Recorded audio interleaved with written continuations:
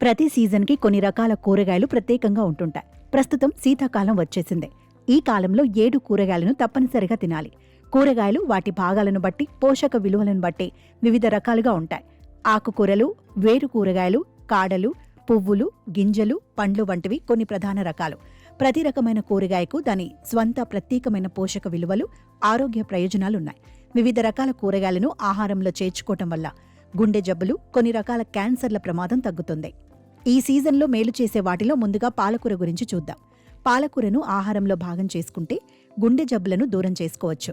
పాలకూరలో ఉండే vitamins, antioxidants శరీరంలోని చెడు కొలెస్ట్రాల్ను తగ్గిస్తాయి. పాలకూరలోని విటమిన్ బి శరీర మెటబాలిజాన్ని మెరుగుపరుస్తుంది. ఇనుము మరియు విటమిన్ ఏ మరియు సి అధిక కంటెంట్కు ప్రసిద్ధి చెందిన పాలకూర సలాడ్లలో పచ్చిగా తినవచ్చు, లేదా సూపులు లేదా వివిధ వంటలు వండుకోవచ్చు. ఆ తర్వాత తోటకూర గురించి తెలుసుకుందాం. తోటకూరలో calcium, beta carotene, vitamin C కూడా పుష్కలంగా ఉంటాయి. ఆకుకూరల ద్వారా లభించే కెరోటిన్ మన శరీరంలో విటమిన్ ఏగా మారి అంధత్వం రాకుండా చేస్తుంది. ఆపై గోంగూర చేసే మేలేమిటో చూద్దాం. షుగర్తో ఇబ్బంది పడేవారు గోంగూరతో తయారు చేసిన ఆహార పదార్థాలు తింటే చాలా మంచిది. గోంగూరలో కాల్షియం ఉంటుంది. ఇది ఎముకలు బలంగా మారేందుకు ఉపయోగపడుతుంది.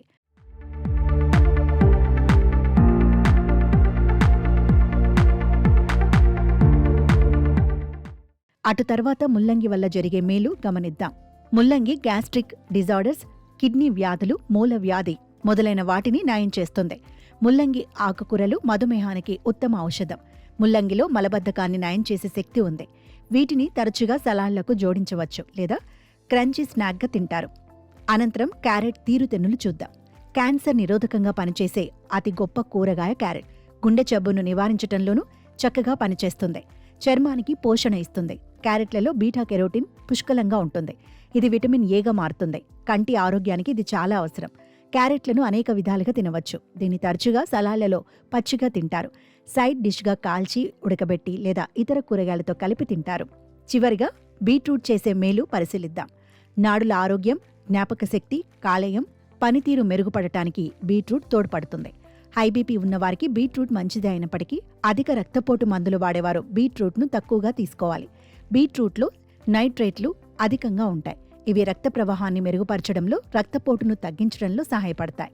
ఇవన్నీ ఒక ఎత్తైతే ఈ సీజన్లో జీర్ణ వ్యవస్థ బలహీనంగా ఉన్నవారు చిలకడ దుంపలు తినరాదు. ఎందుకంటే ఇది కడుపు నొప్పి లేదా ఉబ్బరం కలిగిస్తుంది. మైగ్రేన్ ఉన్నవారు దానిని అస్సలు తీసుకోకూడదు. చిలకడ దుంపల్లో విటమిన్ ఏ పుష్కలంగా ఉంటుంది. కాబట్టి ఎక్కువగా తింటే తలనొప్పి వస్తుంది. స్వీట్ పొటాటోలో ఆక్సలేట్ ఉంటుంది. ఇది సేంద్రియ ఆమ్లం. దీనివలన కిడ్నీలో రాళ్ల సమస్య పెరిగే అవకాశం ఉంది. చిలకడ దుంపల్లో మన్నిటాల్ అనే పదార్థం కూడా ఉంటుంది. దీనివల్ల కొందరికి అలర్జీ సమస్యలు రావచ్చు.